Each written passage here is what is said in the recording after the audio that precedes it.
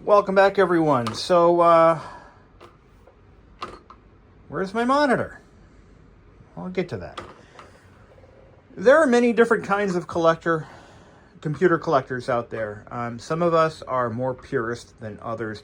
I consider myself to be on the extreme end of purist. Let me explain what I mean by that.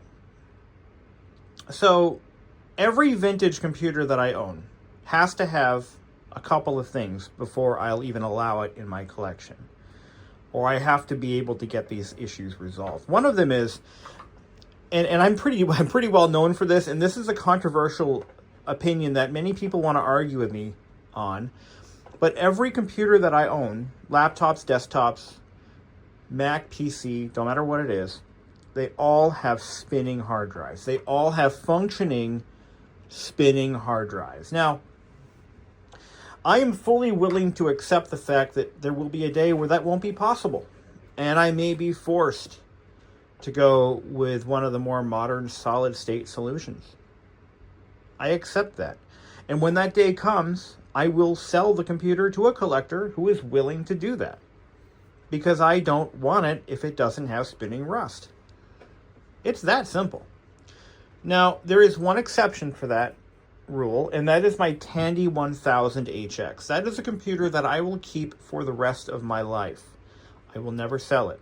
I got it new when I was 5, and I still own it. And when that computer, but here's why that's an exception. When that computer was built, there was not a hard drive option available. I mean, there might have been one or two options that were made in the third party, but they were really rare and very expensive. And my parents couldn't afford that. So we had to use the computer off of floppy drives, the floppy disks. That's how we used it.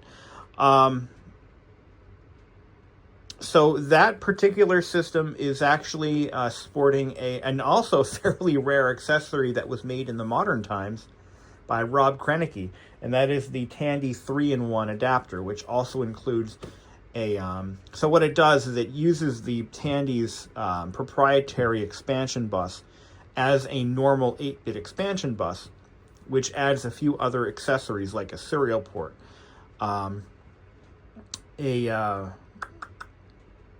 serial port, additional RAM brings it up to 640 kilobytes, and it also adds a disk drive controller that also, or hard disk controller, that utilizes a CF card as a storage device, a mass storage device.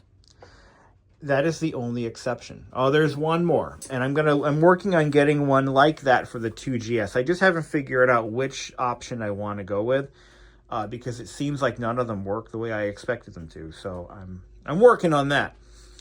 But those are the only exceptions. And this Mac Classic has a SCSI 40 or a 160 meg hard drive. My LC3 has a 160, I believe. I have actually gone as far as to repairing hard drives. I've had to repair hard drives. It's not easy, and it's not for the faint of heart, but it's something that I personally, that is how I want my collection to be presented, as if it were built that. I mean, I want them to be presented in the way they were constructed, if that makes any sense at all. Now, the other thing is CRTs. I will only use CRTs on computers that originally sold with CRTs. I will not use LCDs. Although I do have a couple of backup solutions for that. I have two older model cream-colored LCD panels. I have this Acer right here. That's a letterbox 4x3. And I also have an old NEC multi-sync LCD that's up in the bedroom closet. So I do have emergency backups for CRTs. And here's the thing. CRT monitors are becoming more and more hard to find, especially ones that match a particular era or a particular style. They're getting rare because so many of them are getting scrapped every day as e-waste. You know, when mom and dad clean out their attic and they find an old monitor like this CTX over here, What do you think they're going to do? Are they going to put it on eBay? Are they going to put it on Facebook Marketplace? Or are they going to send it to the town recycler or the town dump or wherever they bring them, e-waste? I think we all know that our parents, as they age and move out of their bigger homes, they're scrapping this stuff. They're not saving it. Because no one in their right mind would think that there was value in old CRT displays. And then, in fact, same thing goes for CRT televisions. Now, I'm going to go on a sidebar here. CRT televisions are valued commodities in the video game community. They're used both in console games, but they're also being retrofitted into old arcade cabinets where the original, Wells Gardner chassis have failed. CRT televisions, 25 and 27 inch especially, are cherished right now. In fact, there are people paying real money for working examples. And so I'll tell you a true story. My employer has had dozens of CRT televisions on carts. They're used for classroom use. And substitute teachers were notorious for being the ones to use these in class while the teacher's out sick or hungover. You would go into class, substitute sitting at the desk, and there's the childhood best friend sitting right up front and center in the classroom, a 27-inch TV with a VCR hooked up to it. We all know it. We all love it. But that's just how it used to be. But those CRT televisions are, surprisingly, a lot of them are still in use. And where I work, we do still have about 5 left. We have 3 left, actually. I just got rid of a couple. But until very recently, I was doing what I had to do. I had to get rid of them, and I had to pay a recycling company to come take them away.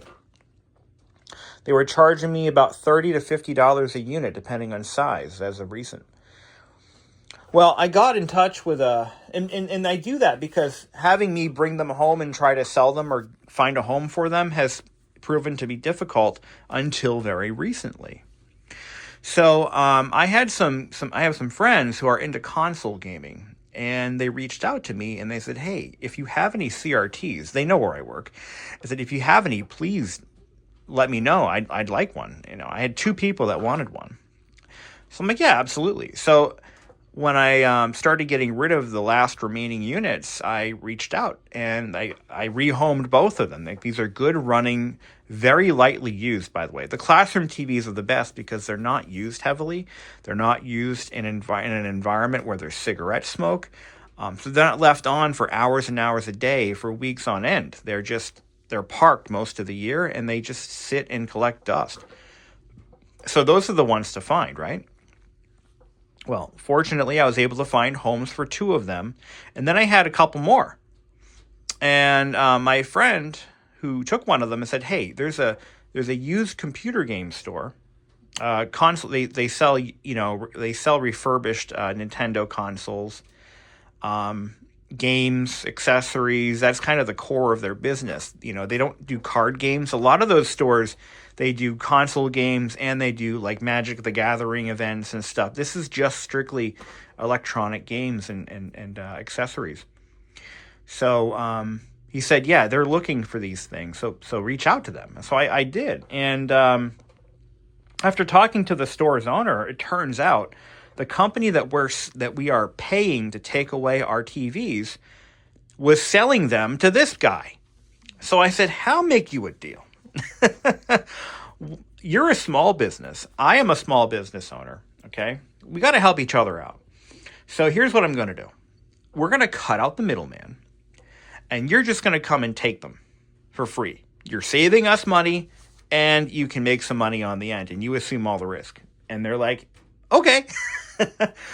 So it turns out they're selling them for $100 a piece, and they're getting it. And these are TVs that were completely worthless up until we realized as a society that, holy crap, these are perfect for console gaming. They have the correct aspect ratio. There's no modulators or no upscalers needed. They just plug in and they work. And they work with the light guns. So there is a market for good working CRT displays. What about the ones that don't work? I'm talking TVs and monitors. I don't collect monitors, but I have one for every desktop that I own. I've got one on my Apple IIgs. I've got one on the 2 Plus. I've got one on the LC3. I have a few other kicking around, and plus the Macintosh Classic. It's all built right in. What about the monitors that don't work? What do we do about those? Well, here's the thing. With the march of progress, a lot of the folks who were trained, certified, capable, and knowledgeable in repairing old monitors and televisions, a lot of those people have retired, they've died off, they're out of the business, and they're no longer offering those services. Parts availability for whole components is pretty much gone. So if you need to replace a neck board, for example, for whatever reason, I'm just throwing that out there, good luck finding one. There's no parts left. So if you have one of these old CRT monitors in your collection, or if you're looking to acquire one and it's not perfect but it kind of works, well, here's the thing. From my personal experience, now I don't professionally repair monitors. I repair car stereos, and I've done it for I'm going on 4 years now. And I've repaired electronics in various capacities for many years. I am not an engineer. I just need to get that out of there. In case you were wondering, I'm not an engineer. I can look at a schematic and I can tell what it is, but it's pretty much as far as it goes. I've had terrific luck fixing car stereos by doing wholesale recaps of the entire chassis that does two things. It repairs the original problem and it prevents future problems from cropping up. So you're kind of doing a preventative maintenance in addition to a repair. Here's the thing. Of all the components on this board, what do you think is the most likely failure point? Now, there are a lot of failure points here. Resistors, they can blow open. Transistors can fail. They typically just go boom. And that usually happens in the event of a catastrophic occurrence. Short circuit, for example. Flyback transformers, they can go open circuit too. I mean, there's a lot of things that can go bad here. But the most common failure point of these old monitors, your TVs, your radios, your not necessarily VCRs, but a lot of your old electronics is capacitors. These little round cans. Now, I'm not making this video to show a novice who's never touched a soldering iron how to fix their monitor. That is not the purpose of this video. I'm just merely explaining what I have personally found to be the most common culprit of CRT failure, and the easiest to repair without any real electrical or electronic expertise. Case in point, that Video 100, that is a 1980 right there, that monitor right in front of me, that is a 1980 black and white television. It's literally a television set. Early computer monitors were literally television sets that were built. They were put on the production line as televisions, and then they were diverted to another section of the plant where they were fitted up as computer monitors. No joke, that's exactly what they are. That one right there is a black and white TV that has never had a tuner installed or an antenna. But it has the little hook on the back for the antenna, and you can see where they drilled out the cabinet to fit a BNC type connector or a threaded connector on the back for the display cable. But anyway, that's just a black and white TV. Wouldn't turn on. It made funny noises. It was for all intents and purposes completely stone dead. So I tore into it and I quickly figured out what it was. There were about a dozen bad capacitors in that thing. After replacing all the capacitors, let's try it out. I haven't turned it on in a minute. Is this thing even plugged in? It's not plugged in. Okay, I'm not going to bother. But it works, I promise. The Apple IIgs display. It worked very well. But occasionally, it would just display garbage. Like without the computer hooked, without even the computer being part of the mix. You go to turn it on and you get horizontal scan lines. It was pretty bad. It was getting bad. It was getting worse. So I bought a complete cap kit from Console 5. It's a quick little plug for Console 5 there for you. Bought a cap kit for it. Oh, this is also all unplugged. I didn't plug any of this in, so whatever. It works, I promise. But anyway, so it was getting, and the image quality was kind of, you could just tell it was getting a little bit of a blooming problem where if the image changed, the display would increase in size. Focus was okay, but color saturation, not so great. So I did a cap kit on it, and it is like brand new again. Like new again. Like it was just unboxed. The image quality was restored back to what it should be. I have never had that issue with it flipping out on me ever since. At the same time, I also recapped the power supply and the logic board, because that's just what you do for the computers that you intend to hold on to for a while. Another monitor that I had was the Macintosh LC3, and again, it was working fine, but I just noticed the image quality was, and the contrast was a little not so great. I mean, it wasn't like any particular failure. You know, it wasn't like it was pin cushioning, or it wasn't, scan lines at high brightness or anything like that. But the image quality just wasn't as vivid as I remember it when I was, when I first got it. I've had that thing, by the way, for almost a decade. And I'm like, what the hell? Let's do a cap kit on it and just see what happens. So I did. And sure enough, it brought it back to what I remember it being as a kid, because I've used those LC3s when they were fairly new, back in middle school, and I'm like, I was blown away. The monitor works absolutely perfectly, better than I ever remember it working.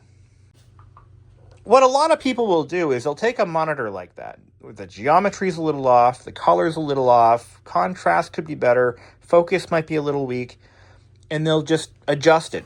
They'll take an adjusting tool and they start adjusting, the trim pots.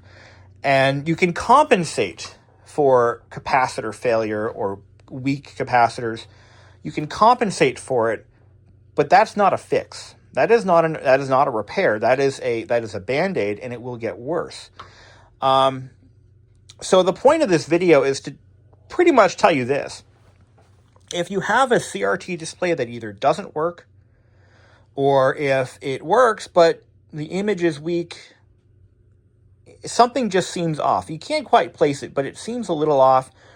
Or if you just plain have real, listable problems that are in the troubleshooting charts, like pin cushioning, geometry in general being off, color being weak. So your yellow is, your green is weak, your blue is weak, whatever. Before you touch any trim pots, start recapping your chassis. Because, by the way, the plural for chassis is chassis. I heard a lot of people say chassis as this is a chassis. No, it's a chassis. But if you have multiple of these, they're chassis. Got it? Anyway, drives me nuts.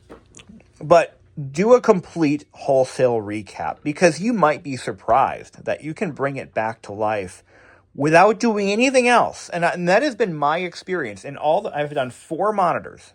The only one that went weird was my IBM 5153 color display.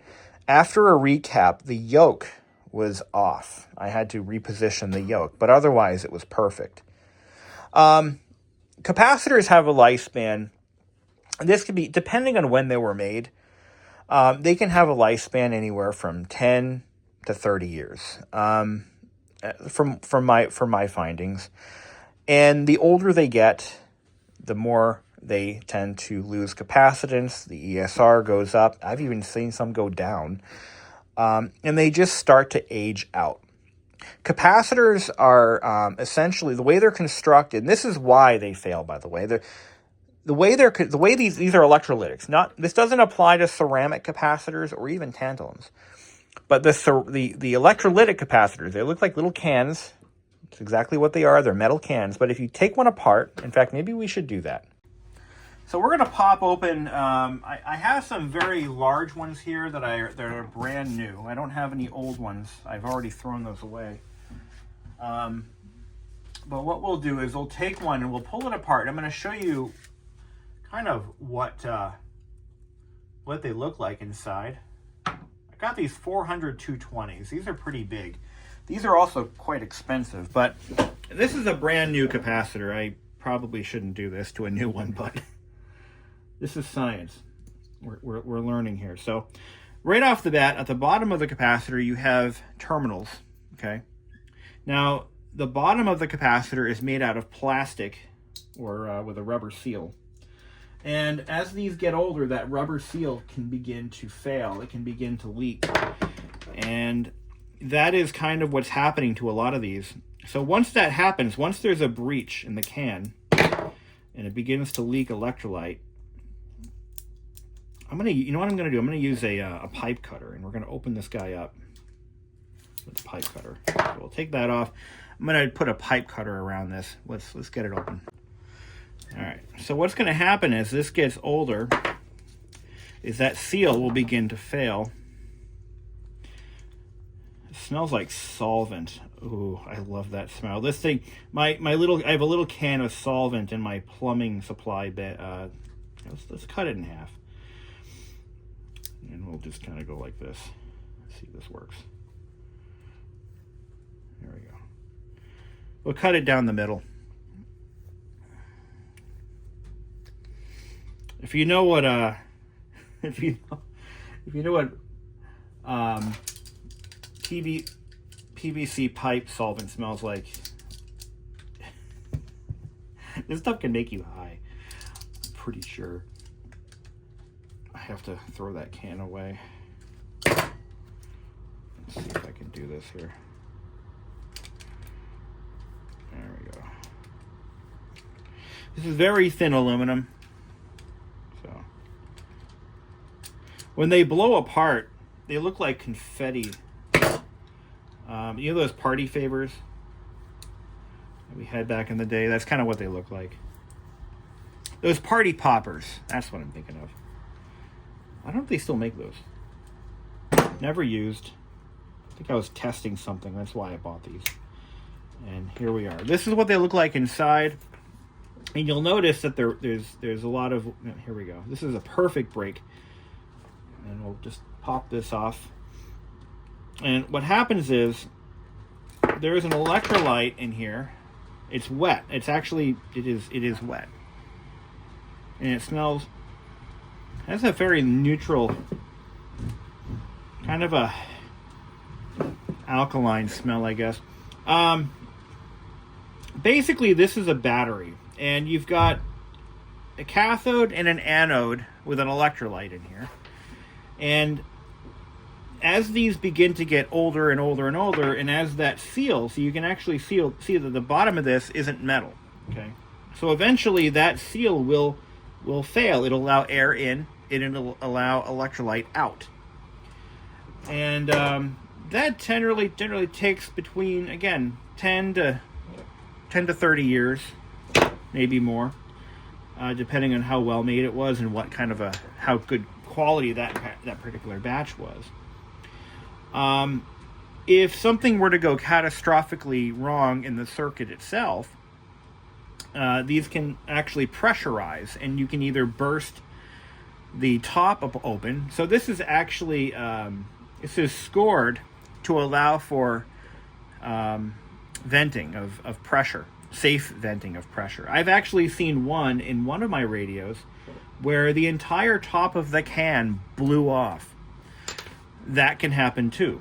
It overpressurized, something went very wrong in the circuit, and it just did what it did. Let's unroll this. Let's see if I have a knife here. I never find a knife when I need one, but I have blades. Where are my blades? A fresh blade. The other thing that can happen to these is I've actually taken some of these apart, all in good science, and I found little holes etched into the film So this is a metallized film. So you've got an insulator here. And you've got this right here. This is like a carbon or some kind of a... I think it's metal. Yeah, you can smell it, really. Kind of smells like Harbor Freight. That's exactly what it smells like Harbor Freight. And we'll open this up. This is what you got in here. Look at how much is in here. So I've actually seen circumstances where this thin film here can actually begin to corrode away. And as I understand it, that can alter the capacitance. But this guy right here, this is like, I don't know what it is, but essentially what you've got here are the components to a battery. A cathode, an anode, and an electrolyte with an insulator. So it's pretty easy to see. Now this is something that can, over time, with age, with heat exposure especially, you know, these drift in value until they ultimately fail. The electrolyte becomes depleted and it can no longer do its job. And this is why it's so important to address these first before you start tweaking, adjusting, repairing a display. Get these resolved, get these replaced. Do that, and you may not need any adjustments after all. You may be fine. Now, that's not the only thing that fails, but this is the first thing that's going to fail on your CRT, your power supplies, your CRT displays, anything that deals with a lot of voltage. Motherboards, especially on early Macs. So Macintoshes that use surface mount capacitors, which look like this. Here's a strip of them. This is what they look like. This is how they're packaged from the factory. They go into component pick and place machines as tape, and the machine unravels or pulls the tape off, picks the part, places it, and it's like it comes in a reel. And when you buy them from like Mauser, that's how they're shipped. But this is what it looks like inside those caps. And again, the key failure point in the cap is probably going to be the seal. And if it's not the seal, it's going to be the metallized film inside. The electrolyte, I guess, can deplete. But if I just punch this through here, I might be able to do that. This has a very stiff, it looks like a fiberboard insulator, and then there's a rubber seal on the other side of that. These are pretty well made. These don't typically go bad that easily. It's the smaller ones that are going to go bad faster. And then you've got to think about the quality of the capacitor to begin with. So getting back to whether it's worth saving a monitor or not, consider its origin. This particular monitor I want for a very specific reason. This is one of the cheaper low-end monitors that you would typically find for sale as a bundle with a computer like this, a white box special. Now, part of the problem of this being a cheap low-end monitor is that it wasn't very nice even when it was new. It's a CTX, that's Chungtex out of Thailand, and you know, they weren't terrible monitors, but they were not high-end. These monitors were typically thrown away once the family got a new computer. These were not typically held for any reason, and they were not built to last eternity. Case in point, the capacitors that were used on this monitor are TPOs. That's TPO brand. And they're still around, as far as I know, but they're not high end. They're a second or third tier capacitor supplier. They're not a Nichicon or a Matsushita, Panasonic. They're not Vishays. They're not Sprague's. They're TPOs. So they're probably ranked right around. If you're familiar with capacitors, you may have heard of Capzon. Capzon is one of the lowest end capacitors I think you can buy on the open market. They're very, very low quality, and those are used in your low end electronics, your your TCL TVs, your Vizios, well, basically anything that Walmart sells that isn't Sony. In fact, I bet even Sony uses them too. But these aren't high-end capacitors, so they never really had a long life to begin with. And this monitor is now 29 years old.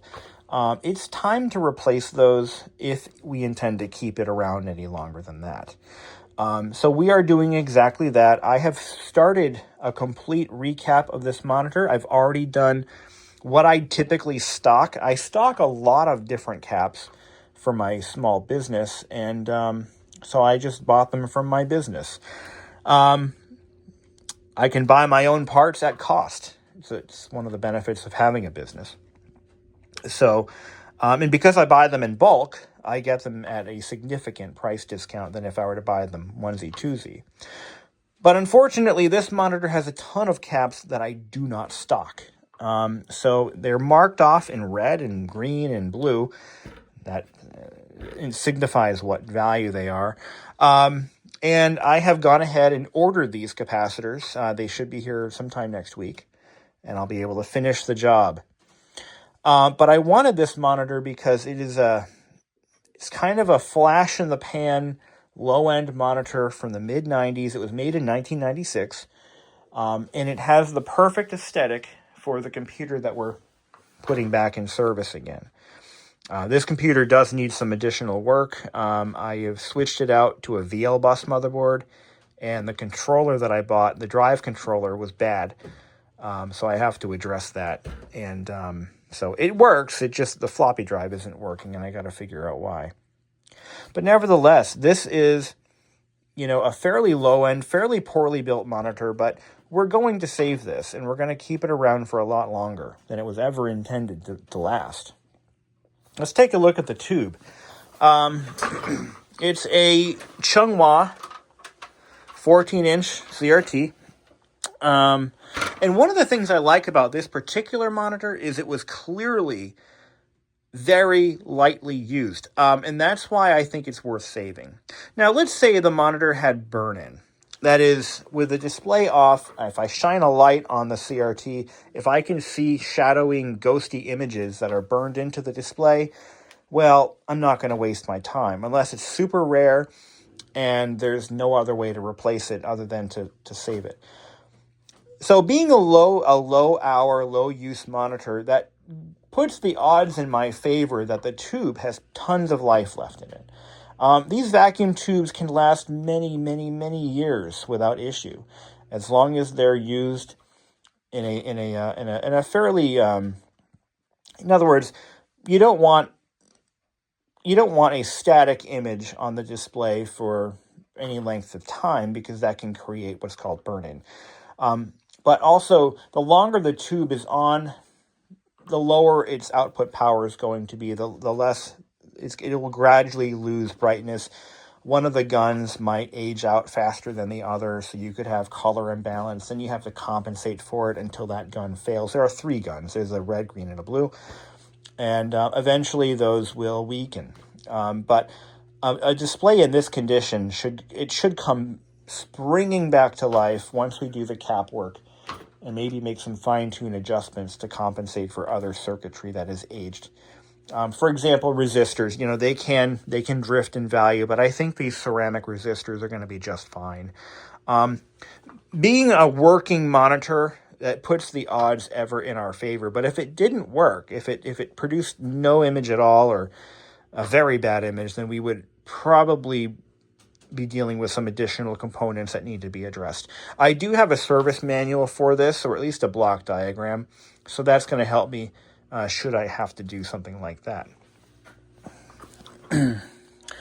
So, once again, it's getting to a point where CRT displays, if you're a purist like myself, we're no longer at a stage where it's okay to just throw these things in the trash. If you have a monitor that is the correct display for whatever machine you're trying to preserve, it's time to start learning how to fix them. we can no longer afford, as a community of collectors, we can no longer afford to just throw these things out, recycle them, scrap them. We need to start learning how to fix them. And that is my goal here. I have had great success with the displays that I do have. In fact, this one here is very low hours, very low usage, but it's probably due for a complete overhaul as well. This monitor was made in 2006. I left it on in power save mode, but let's power this thing up. I haven't actually had this computer on in probably a year. I don't really use it anymore, but let's power it up and see what happens. But even monitors that were made in 06, when capacitor quality was at its weakest, the battery's dead, of course it is. Those displays are probably, this looks really good actually, nice and sharp. And what I'm looking at here is I'm looking at the edges, the corners of the monitor. Okay. That tells me that our gun convergence is good, but even that can be affected by capacitor weakening. But you can see there's not any. What you're looking for is convergence, meaning you see like a red shadow or a green shadow or a blue shadow, indicating that the guns are no longer focusing and aligned on the shadow mask anymore. But it looks like we're in good shape on this one.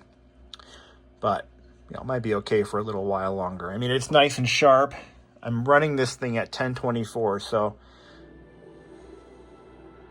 yeah, we should be in good shape on this one at least. So that's good. I mean, this is good. This computer is fine. This display is fine.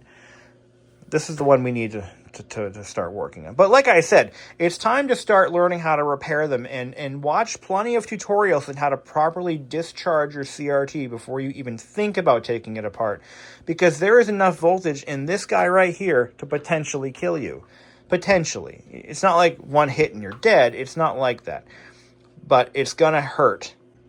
I've never been hit by a flyback transformer. I know some people might think I was, but that was a joke. Never been hit by one. I don't intend to start now. I do have a discharge probe, a correct one, a real one. So I have had good luck messing with these. And not only that, but these sometimes, most of the time, they self-discharge pretty quickly. I think there's a bleed-off resistor somewhere in here. When you cut power to it, it will bleed the power off slowly. I need to read up on that, but I always assume they're fully energized when I probe them. So you want to make sure that you're grounded, and your probe has to be grounded to the chassis ground, and you hit it with the probe. So as long as you're doing that correctly, and again, I'm not going to tell you how to do it. I don't want to own that if you get hit and die and you come after me. But do your homework. Learn how to discharge a CRT flyback before you even start working on one.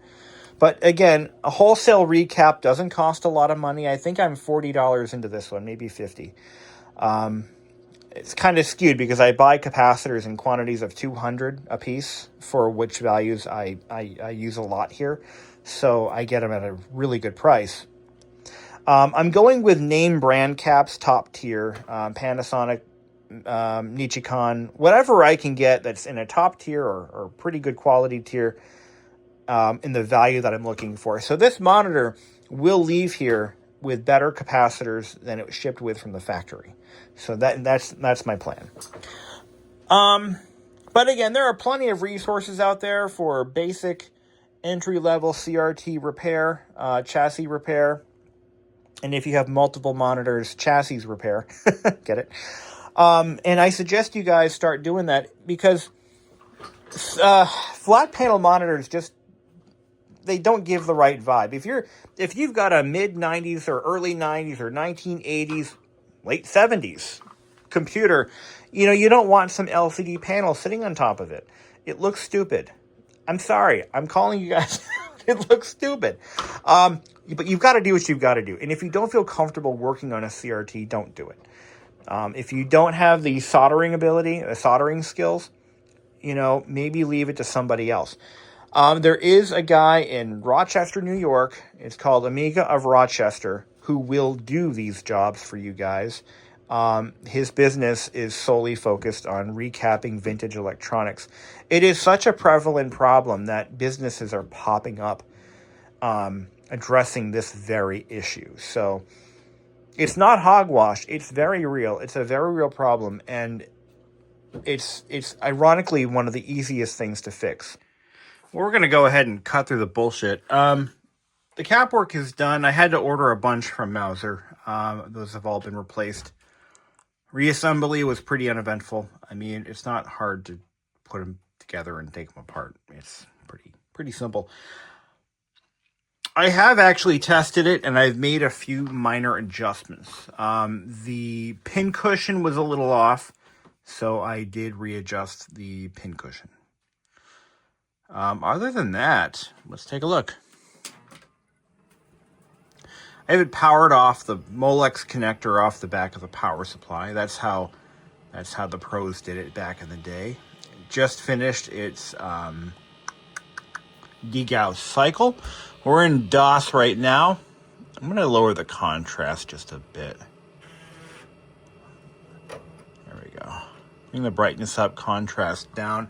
You want a nice black. White's whiter, and the black's blacker. This machine has undergone some surgery all on its own. I have replaced the early 486 motherboard with a later version that also supports VL bus.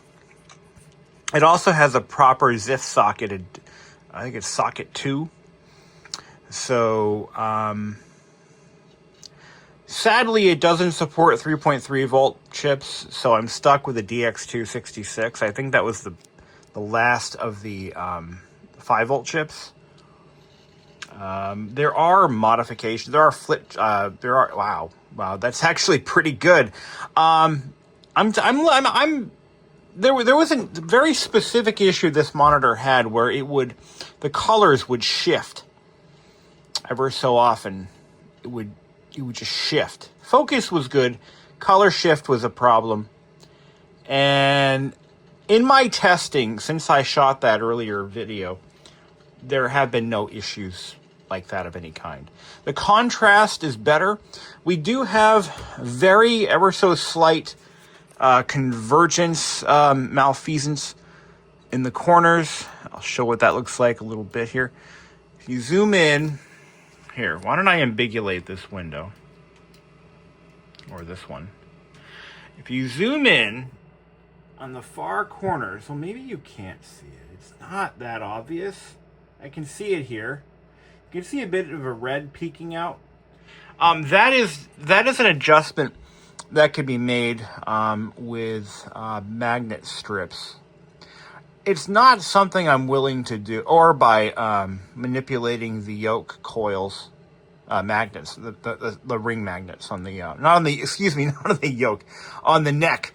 There are thin magnets, and they're kind of painted in place, and you can manipulate those to tweak the gun alignment just a little bit, but it's not enough to where I think it's worth messing with. I'm just going to say it's just not worth messing with. So what we've done effectively is we have replaced every capacitor in the display, every single one, except for one bipolar cap that I don't have and I forgot to order, but they've all been replaced. The most important ones are going to be in the neck board and the power supply circuit. So having them replaced in the neck board, it kind of rebalances the caps on the red, the green, and the blue guns. It just kind of makes, so if one of them is drifting out faster than the other one, you're going to have, color issues, which can be compensated for by adjusting trim pots. But what we've done is a permanent actual fix for that. I do see a little bit A little bit of red peeking out over here. It's really subtle, and it's not that big of a deal. Unless you really want it perfect, you can go through the factory alignment process and realign the whole display again, and that would fix it forever. Well, for the time being. Which version of the Ford simulator is this? This is the old one. Let's see what this looks like. There's a newer version of Ford Simulator I should put on here. See how it looks in CGA brilliance. Ford Simulator. It's funny how accurate this simulator really is as it pertains to 1980s Fords. They were pretty bad. And this game just proves it. Take the wheel. I'm going to take the wheel of a brand new 1980, what year is it? 86? 87? Ford Aerostar wagon V6 4-speed automatic. That's a boat and a half. Oh, make sure you fasten your seatbelt. They were big on that back then. Which keys does it use? Steering. Where's the go pedal?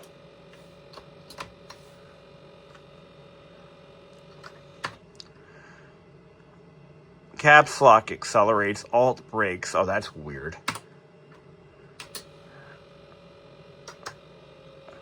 I'm going to crash into a ditch.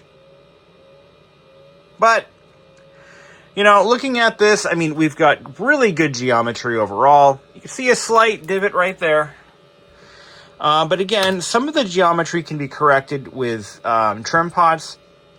But what can't be adjusted with trim pods can be adjusted with manipulation of the magnet rings. And then if that still doesn't get it right, there are corrective magnet strips that you can strategically place all around the neck and on the tube. It's kind of how they did it back in the day. We probably do have some other passive components that are drifting in value, such as resistors. But in a monitor like this, it doesn't present as a monitor with 1 million hours on it, okay? Some of them have, if they were used in an office or in a school, they're going to have a bazillion hours. So the gun or the CRT will be weak. The, other components, passive components, resistors, maybe diodes. I don't think diodes really wear out, but they will eventually start to drift, and you're going to have more serious problems. But this monitor, if I do say so myself, it has come back to life. It seems a little crisper than I remember it. And the other thing is that little color shifting issue that it would do. It would almost look like how your iPhone or your Android or hell, even Windows does this, but it will it has an evening mode or like a late in the day mode where the color just kind of changes in temperature. Well, that's what it was doing. And this monitor doesn't have a color temperature adjustment. It's an old analog controlled monitor, which is why I wanted it. It matches this case very well. But I'm looking at it right now, and by now it would have been acting up, and it's not doing it anymore. So I think we repaired this monitor just through a cap job. And as far as cost, if you're buying them onesie, twosie, about $50, maybe a little. Actually, some of them were quite expensive. There are one or two caps in here that were a few bucks. Usually they're only fractions of a cent or a couple cents a piece. But about $50 budget for caps. I buy them all from Mouser, and I stick to top tier Nichicon, Matsushita, Panasonic, Comet. Try to stick with the higher end ones. I don't do the cheapos. I don't think Mouser really even sells caps on. There were some that came in and they had a brand name that I didn't recognize, and I looked it up and it looked like it was like in Chinese, like the logo was or the name of the company was in like Times New Roman. What were those? Oh, not Siemens. It was a major brand though. It wasn't like, it wasn't some cheap Taiwanese piece of junk. It was a major manufacturer, but yeah, she's looking stable, looking very stable. Another thing this monitor doesn't have is a manual degauss function. So it degausses on startup, as they all did back in the day, except for your television-based CRT displays, like that Apple II monitor right there. Those did not have a degauss coil. You had to do those the old-fashioned way. But no, seriously, this was worth the effort. And this monitor, now that we've recapped the entire chassis, it'll last. It'll be around for a long time, especially being used with this machine, which is really just a showpiece more than anything. So I really hope this video helps some of you guys demystify CRT life.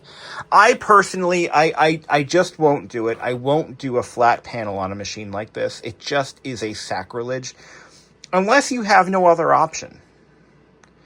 But I'm hoping that as some of these older CRTs start working their way around and getting out of garages and basements, that the people who collect vintage machines like I do will start to take a new appreciation to them and bring them back to life once again. It could happen. But in case I have no other option, I actually do have two white or taupe LCDs. I've got that one there. And I've got a nice NEC multi-sync from about 2005 that would look nice with a machine almost like, it's a little bit too white for this, but it would work. But if you're going to have a desktop case, you've got to have a proper monitor. I mean, that's it. You do you. You do what you've got to do. I'm not making fun of anybody. I'm not saying you're wrong.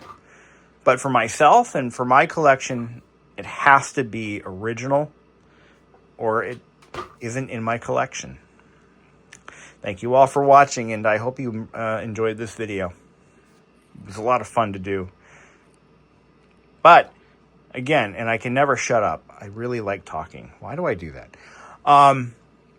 This was the 5th monitor in my collection that I have recapped so far. Successfully.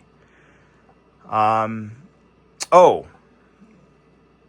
next one is going to be my CM11. My Tandy CM11 is going on the block. Or it's going on the chopping block. It's going on the bench next. I don't know when I'm going to do it, but it has to be done.